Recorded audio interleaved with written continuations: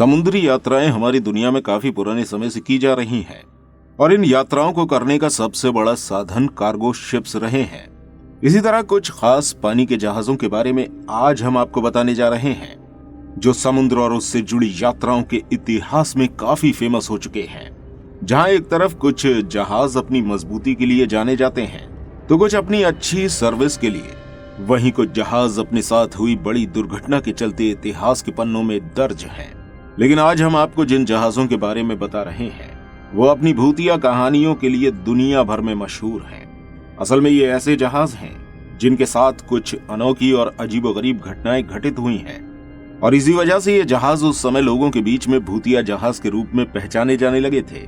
हालांकि इन अजीबोगरीब घटनाओं के बारे में आज भी सही तरह से कोई जानकारी नहीं मिल पाई है, इसलिए इन जहाजों और उसके साथ जुड़ी घटनाओं को काफी रहस्यमय माना जाता है। तो चलिए शुरू करते हैं अपनी आज की इंटरेस्टिंग वीडियो। SS बाइचिमो। दोस्तों, वैसे तो ये एक कार्गो शिप था जो एंगरमैन एल वेन के नाम से 1914 में यानी कि प्रथम विश्व युद्ध के दौरान एक कार्गो शिप के रूप में चलना शुरू हुआ था। यह जहाज जर्मनी और स्वीडन के बीच में एक बिजनेस शिप के रूप में चलता था। वर्ल्ड वॉर के खत्म होने के बाद ब्रिटिशर्स ने इस जहाज को जर्मन से मुआवजे के तौर पर ले लिया था।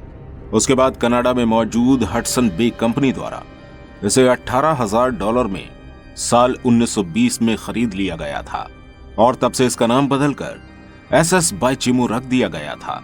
इस कंपनी में आकर अक्सर ही ये जहाज नॉर्थ के साइड अपनी यात्राएं किया करता था, जिसमें ये स्कॉटलैंड से लेकर साइबेरिया, अलास्का और इसके साथ ही उत्तर पश्चिमी देशों के लिए भी यात्राएं करता था। अपनी यात्राओं के दौरान अक्सर ही ये पनामा कैनाल और सुएज कैनाल से भी गुजरता था। कभी कभी इस जहाज से यात्रियों को भी एक जगह से दूसरी जगह ले जाने का काम किया जाता था। लेकिन अपनी कई यात्राओं के दौरान एक यात्रा में साल 1931 के अक्टूबर महीने में इस जहाज को भारी बर्फ और तूफानों ने घेर लिया। यह जहाज इस समय आर्कटिक के बर्फीले तूफानों के बीच फंस चुका था। कार्गो से भरे हुए इस जहाज में मौजूद क्रू मेंबर्स में से कुछ लोग थोड़ी ही दूरी पर मौजूद अलास्का शहर की तरफ चले गए, जबकि बचे हुए 15 लोगों ने जहाज में ही रहकर कार्गो की हिफाजत करने का सोचा। इसी के चलते हडसन की इस कंपनी ने इन बचे हुए लोगों के लिए खाने पीने और जरूरत का सामान भी भेजा। इसके बाद वहां लोगों ने जहाज के पास ही हैच और ट्राइपॉड की मदद से अपने रहने के लिए तंबू भी गाड़ लिए, जिसमें उन्होंने जहाज का माल भी उतार कर रख लिया। लेकिन इसी दौरान 24 नवंबर के दिन यहाँ एक बड़ा बर्फीला तूफान आया और इस तूफान के थमने के बाद लोगों ने देखा कि यहाँ से जहाज गायब हो चुका था, जबकि जहां पर जहाज फंसा हुआ था वो जगह अभी भी बर्फ से जमी हुई थी। लेकिन जहाज यहां से गायब था। वहां मौजूद लोगों ने सोचा हो सकता है जहाज बर्फीले तूफान में कहीं दब गया हो।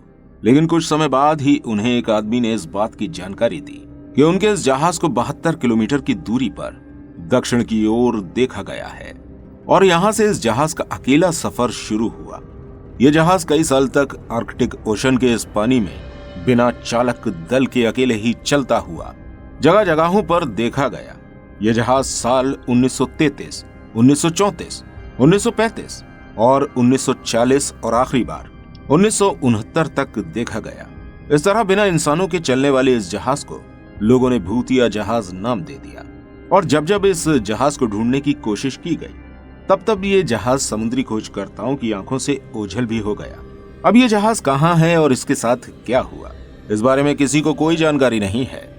साल 2006 में अलास्का सरकार द्वारा अपने तट से खोए हुए लगभग 4000 जहाजों को ढूंढने के लिए समुद्र में सर्चिंग ऑपरेशन चलाया गया। इसमें कई खोज हुई, जहाजों के बारे में पता लगाया गया, लेकिन इस जहाज का पता फिर भी नहीं चल पाया।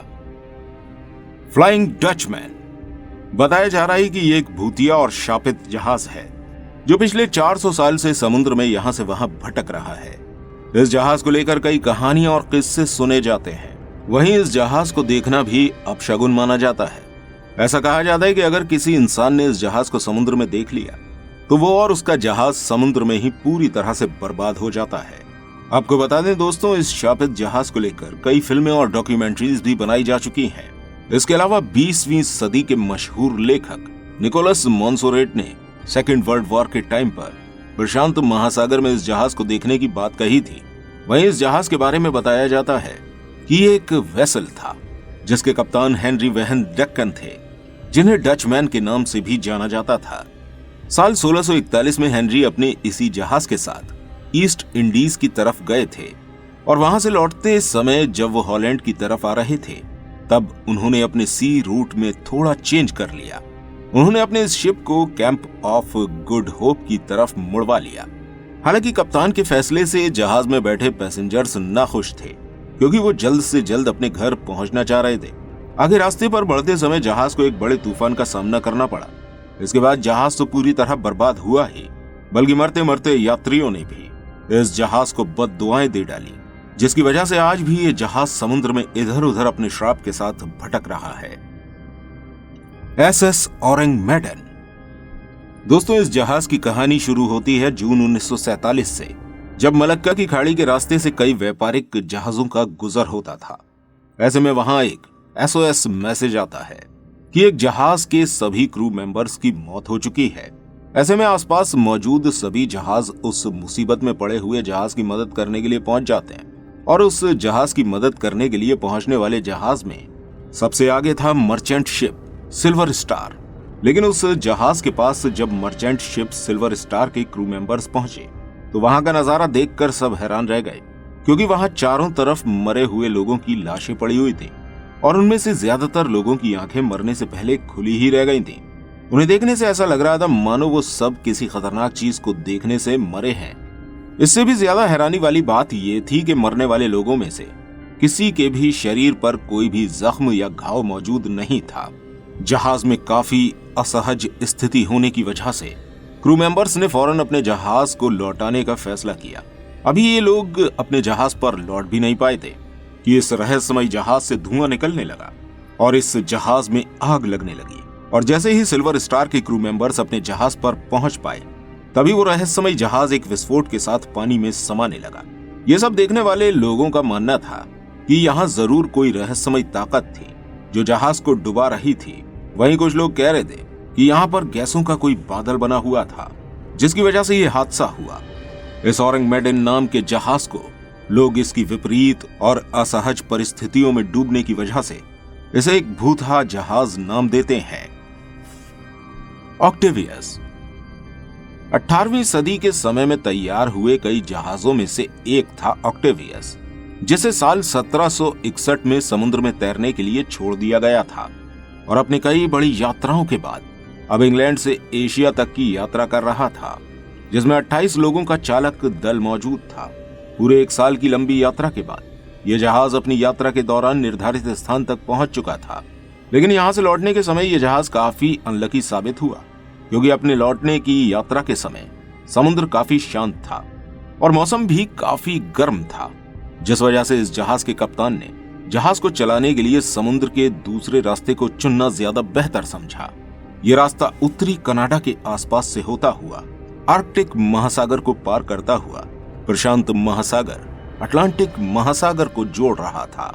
जहाज के कप्तान द्वारा अपने रास्ते को बदल देना शायद उनकी जिंदगी की सबसे बड़ी गलती थी, क्योंकि इन रास्तों पर जाने के बाद जहाज अचानक से गायब हो गया। जहाज को आखिरी बार अलास्का से लगभग 250 मील उत्तर की तरफ देखा गया था।